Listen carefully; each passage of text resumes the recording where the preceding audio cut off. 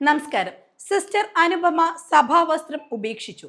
Bishop Franco മുളയ്ക്കലിനെതിരായ ബലാത്സംഗ കേസിൽ കന്യാസ്ത്രീയെ പിന്തുണച്ച് രംഗത്തെത്തുകയും സമരം നടത്തുകയും ചെയ്ത സിസ്റ്റർ അനുപമയാണ് ഇപ്പോൾ സഭാവസ്ത്രം ഉപേക്ഷിച്ചിരിക്കുന്നത്. MSW ബിരുദധാരിയാണ് അനുപമ.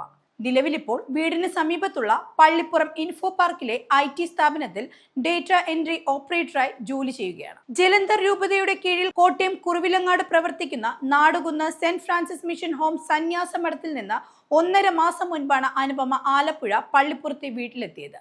സിസ്റ്റർ അനുപമയെ കൂടാതെ സിസ്റ്റർ നീന റോസ്, സിസ്റ്റർ ജോസഫൻ എന്നിവർ കൂടി മഠം വിട്ടതായി റിപ്പോർട്ടുകളുണ്ട്. മിഷണറീസ് ഓഫ് ജീസസ് സന്യാസ സഭാംഗങ്ങളായിരുന്നു ഇവർ. കത്തോലിക്ക സഭയെ പിടിച്ചുലച്ച കേസായിരുന്നു ബിഷപ്പ് ഫ്രാങ്കോ മുളയ്ക്കലിനെതിരായ ബലാത്സംഗ ആരോപണം. 2014 മുതൽ 2016 വരെയുള്ള കാലയളവിൽ 13 തവണ ബിഷപ്പ് ഫ്രാങ്കോ ബലാത്സംഗം ചെയ്തുവെന്നായിരുന്നു കന്യാസ്ത്രീയുടെ പരാതി. പീഡനക്കേസിൽ പരാതി നൽകിയിട്ടും നടപടിയില്ലാതെ വന്നതോടെയാണ് സിസ്റ്റർ അനുപമയുടെ നേതൃത്വത്തിൽ കന്യാസ്ത്രീകൾ പരസ്യമായി രംഗത്തെത്തിയത്. കുറുവിലങ്ങാട് പോലീസ് രജിസ്റ്റർ ചെയ്ത കേസിൽ 2018 സെപ്റ്റംബറിൽ ബിഷപ്പ് അറസ്റ്റിലാവുകയും ചെയ്തിരുന്നു. 105 ദിവസം നീണ്ട വിചാരണ നടപടികൾക്ക് ശേഷം കോട്ടയം ജില്ലാ അഡീഷണൽ സെഷൻസ് കോടതി 2022 ജനുവരി 14 ബിഷപ്പ് ഫ്രാങ്കോയെ വെറുതെ വിടുകയായിരുന്നു.